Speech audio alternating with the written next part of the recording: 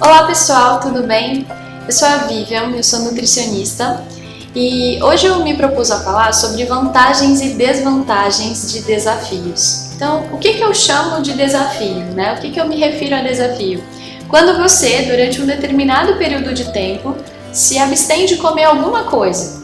Então, vou dar um exemplo, né? Isso pode ser feito sozinho, como agora na quaresma, tem muitas pessoas que se propõem a não comer doce ou não tomar refrigerante, ou feito em grupo, quando um grupo se junta, né? Um grupo com um objetivo em comum, que é onde todo mundo quer emagrecer.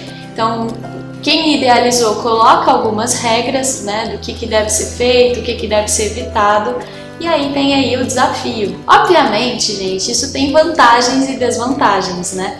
E o meu papel aqui não é dizer se você participa ou não é criticar, pelo contrário, é só trazer alguns argumentos aí, levantar alguns questionamentos para gerar talvez algumas reflexões. Então vamos começar pelas vantagens, né?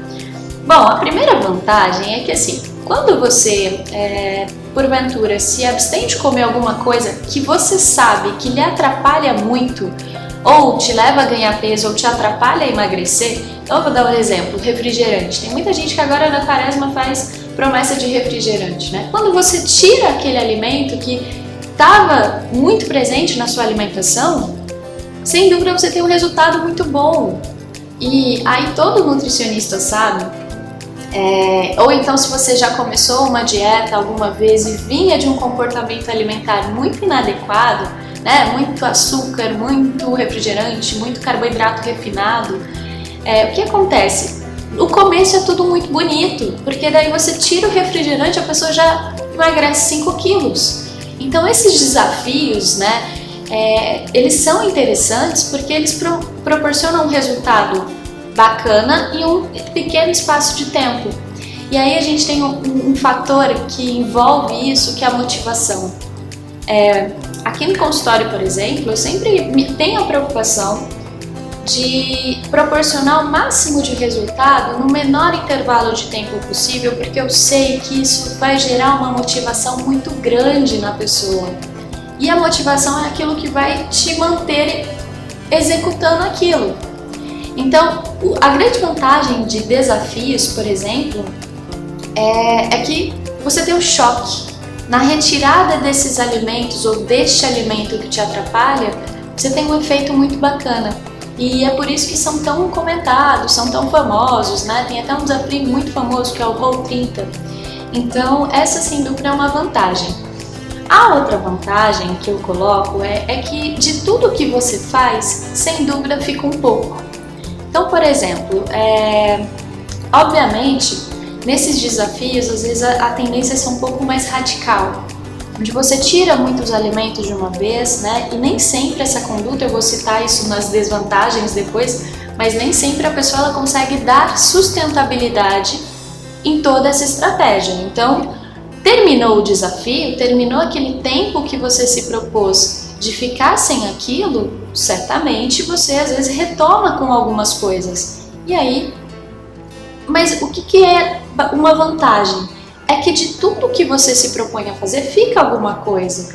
Então, por exemplo, eu tenho muitos pacientes, inclusive se eu não me engano comigo foi assim, que aproveitou a quaresma, fez uma promessa para parar com o refrigerante. Então aí a pessoa se propõe a ficar durante um tempo sem o refrigerante, passada a promessa, ela continua sem. E isso acontece principalmente se você enxergar um valor na ausência daquele alimento. Então você, por exemplo, repara que parou o refrigerante, emagreceu, celulite melhorou no caso das mulheres. Então aí você fala, não, eu não quero voltar a tomar. Ou só pela consciência de que é um alimento que não colabora com a tua saúde. E aí a pessoa não volta a tomar. Ou seja, de cada desafio que a pessoa participa, ou de cada nutricionista, de cada vez que você tenta emagrecer ou faz um desafio, de tudo vai ficando alguma coisa. E isso pode ir moldando o teu hábito alimentar para um hábito mais saudável, ok? Então, o último ponto positivo aí que eu destaquei desses desafios é quando é em grupo. Quando é em grupo, gente, é bacana porque a ideia é de quando você faz junto de mais pessoas que buscam a mesma coisa que você tem uma motivação maior. Então, dentro desse grupo, todo mundo visa a mesma coisa. E aí a gente tem uma ajuda mútua. Troca dicas, troca receitas, troca produtos. E aí fica mais fácil, né? De você, no momento que você tá ali quase desistindo, sua colega vem te chamar para treinar. Então, quando é em grupo, é mais fácil. E aí tem um aspecto de uma motivação maior para executar isso. Então, essas são as principais vantagens, né? Agora, nem tudo é um mar de rosas. Então, tem algumas desvantagens também desses desafios. Bom, então, quais são as desvantagens de desafios, né? A primeira delas, gente, sem dúvida, é a sustentabilidade disso. Então, por exemplo, você se propôs a ficar por algum tempo sem determinados alimentos. Eu vou dar um exemplo com bebida alcoólica, que é muito típico, né? A pessoa, ela quer muito emagrecer, então ela fala, olha, Vivi, eu vou ficar 30 dias, 60 dias sem beber. Maravilha, a pessoa tem um resultado super bacana. Só que a decisão dela foi ficar 30, 60 dias, não foi parar de beber a vida inteira. Então, quando ela retorna a beber na mesma proporção que ela bebia antes, ela volta a recuperar parte desse peso.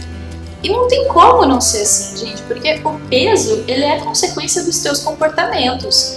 Então, à medida que você volta com os comportamentos antigos, que são aqueles mesmos comportamentos que te levaram a ganhar peso, você volta para o peso que você estava antes.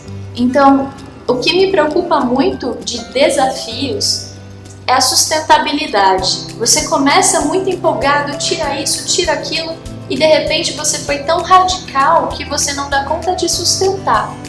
E aí é onde você retorna mais uma vez para o peso que te levou a buscar um desafio, te levou à vontade de emagrecer. E aí, gente, associada a essa sustentabilidade, que na verdade foi o que eu acabei de comentar também, é o efeito rebote. Então, por exemplo, você, como eu dizia, você foi muito radical, não consegue levar isso adiante por muito tempo, na hora que para de fazer isso, né, volta com o comportamento antigo, tudo bem, você ficou 30 dias ali restrito, foi muito bem o resultado. Na hora que você volta, você recupera os dois, né? Quem nunca teve a experiência, às vezes eu recebo muitas pessoas aqui no consultório que falam justamente, Vivian, eu fiz uma vez, eu tirei todo o carboidrato uma vez, eu perdi 5 quilos. Aí desses 5 eu recuperei 3, né? Por quê? Porque a pessoa, ela tem um efeito rebote disso. Daí a importância de não fazer coisas radicais por conta própria, sempre buscar uma orientação de um profissional. Então essa questão da sustentabilidade e do efeito rebote são possíveis efeitos, né, desvantagens de desafios. E, bom, tem um aspecto também que me preocupa bastante, que é, quando em grupo, um aspecto da competição. Então, por exemplo, nós temos aqui 30 pessoas, né? E isso é delicado, gente, principalmente quando você tem uma premiação, tá? Porque, por exemplo, tem aqui 30 pessoas, todas estão querendo emagrecer, eu vou colocar regra do que tem que fazer, do que tem que comer, etc. E a pessoa que mais emagrecer vai ter, sei lá, vai ganhar X mil reais. Ok. Na ânsia de alcançar aquele prêmio, você concorda que a pessoa, ela vai ser muito motivada, ela vai fazer tudo o que for possível e impossível para alcançar aquele prêmio. Então, até algumas coisas que são completamente desinteressantes. Então, por exemplo, dieta da papinha, dieta da sopa, ficar o dia inteiro, a semana inteira de líquido. Por quê? Porque o objetivo é baixar peso na balança, independente do que você está baixando, para alcançar o prêmio. Então, quando tem premiação, é ainda mais delicado. Por quê?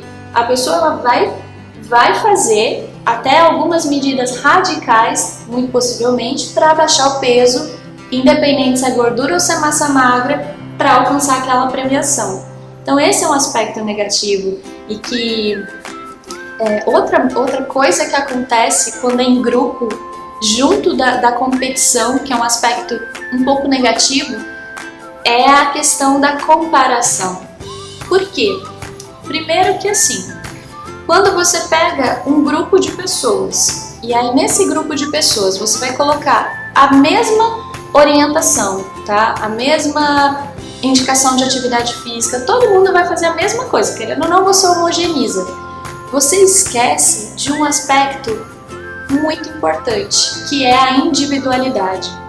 E aí vai acontecer nesse grupo o quê? Fulana e ciclana fizeram exatamente a mesma coisa. Só que a fulana perdeu 5 quilos, a ciclana perdeu 2. E aí, gente, é força de vontade que faltou? Não. Quando você coloca duas pessoas para fazer a mesma coisa, certamente elas vão ter respostas diferentes. E olhar tudo por essa questão de força de vontade, né, é muito cruel, porque aí a gente simboliza, coloca como se a pessoa ganhou peso por falta de força de vontade, ou que ela não faz aquilo por força de vontade. Então, esses desafios em grupos, eles são talvez aspectos interessantes para motivar a pessoa em grupo, vamos fazer, mas por esse lado, pela questão da competição, se ter uma premiação é muito delicado, e a questão da comparação, de você comparar o seu capítulo, né, o capítulo 30 de uma pessoa que já vem lá desde trás com atividade física, com bons hábitos de alimentação, com quem está começando agora. Então, às vezes, esse é um aspecto bem delicado. E vale a pena também fazer uma ressalva aqui sobre quando a motivação é externa, né?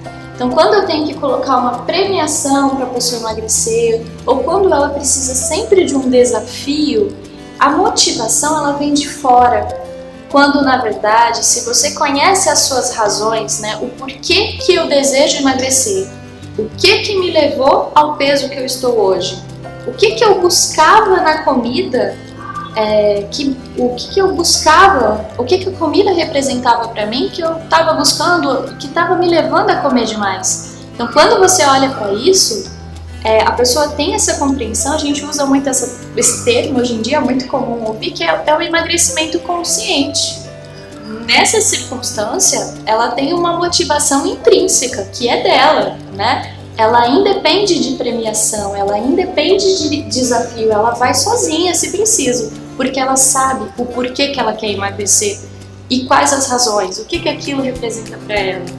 Enquanto em grupo, às vezes você vai na empolgação, começa no oba-oba e de repente você se depara com uma velha conhecida sua, que é a autossabotagem.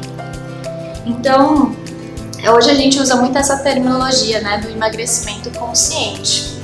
Mas é isso, o papel desse vídeo era só levantar alguns argumentos, longe de mim decidir se você participa ou não, pelo contrário, eu acho que tudo tem as vantagens e desvantagens. Decida o que é melhor para você. E é isso, espero que você tenha gostado do vídeo.